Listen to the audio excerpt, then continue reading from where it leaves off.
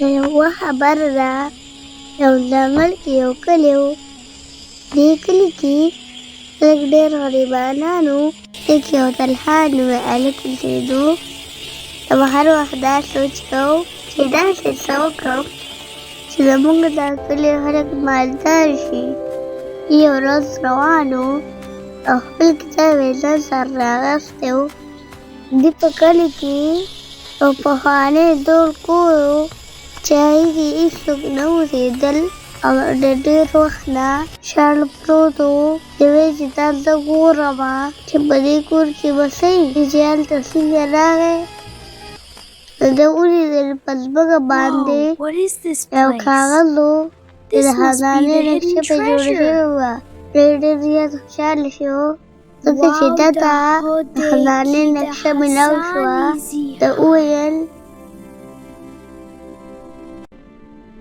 واو، ده هودکی ده خزانې زیهیه.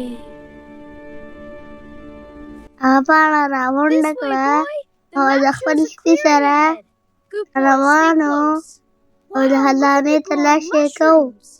ډېر مزل وکړو او ډېر خوشحاله و. سپي ورسره هم و. دی په یو غر باندې وختو.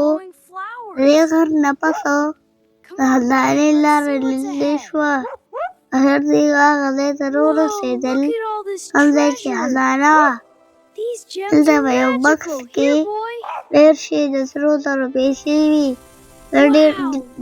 ډېر زیات خوشحاله شو او د پیسو هغه غونډ بکس یې راواخیستو او خپل کلي را روان شو. هغه دا وویل دا به ټولو خلکو به تقسیموم.